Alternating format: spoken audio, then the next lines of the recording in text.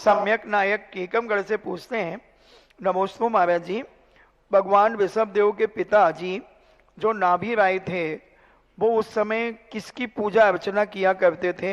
क्या उस समय लोग भी पूजा किया करते थे? उस समय भोग भूमि काल था। कल्प वृक्षों से भोजन करने वालों को भगवान की पूजन करने का अधिकार नहीं है, क्योंकि वो कल्प वृक्ष से भोजन करते हैं। कल्प वृक्ष उनकी आजीविका है। तो कल्प वृक्ष से भोजन करने वाला व्यक्ति भगवान को अर्घ्य नहीं चढ़ा सकता। कल्प वृक्ष का भोजन अर्घ्य पूजा के काम नहीं आ सकता। कल्प वृक्ष से जो पानी उनको मिलता है वो पी सकते हैं, लेकिन उससे कल्प वृक्ष से उस निकले हुए पानी का अभिषेक नहीं हो सकता।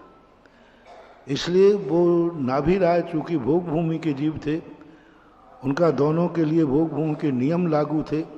उनके आंगन में कल्प वृक्ष था, इस कारण से वो किसी भी भगवान का दर्शन नहीं करते थे। भगवान के दर्शन की स्थापना का सबसे पहला उल्लेख मिलता है भगवान के केवल ज्ञान के बाद जो भगवान ने उपदेश दिया, उस उपदेशानुसार भरत चक्रवर्ती जब केवल ज्ञान के बाद विजय प्राप्त करने के लिए निकला, उस समय हजारों गजरथों में भगवान जी को विराजमान करके ले गया। यानी ऋषभदेव के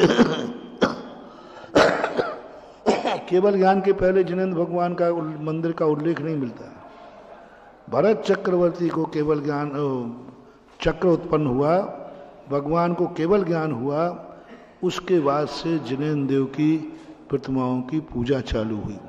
सबसे पहली प्रतिमा भगवान के समोषण में विद्यमान मानस्तंभ के अंदर भरत चक्रवर्ती ने देखी। उसके पहले भरत चक्रवर्ती ने किसी ने मूर्ति देखी नहीं थी। किसी जनता को मूर्ति पता नहीं थी कि मूर्ति क्या चीज होती है। जैसे ही भगवान को केवल ज्ञान हुआ, पब्लिक को भरत चक्रवर्ती जब गया तो पहली बार मानस्तंभ की मूर्ति का दर्शन किया। और मानस्तंभ की मूर्ति के दर्शन करने के बाद फिर जाकर के अंदर प्रश्न हुए कि भगवान आप हैं, क्या आपकी मूर्तियां भी बन सकती हैं?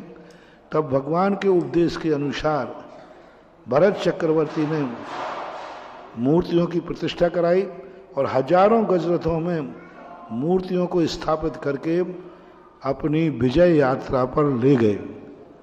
और उस समय इस प्रकार से फिर भरत चक्रवर्ती ने जब विजय प्राप्त करने के बाद लौटे, सबसे पहले उन्होंने कैलाश पर्वत के ऊपर जिनसेन प्रतिष्ठा पाठ में कैलाश पर्वत के ऊपर 72 जिनालय बनाए। उनमें स्वर्णमयी जिनालय और रत्नमयी मूर्ति बैठा ली। ये प्रतिमाओं के इतिहास मिलता है।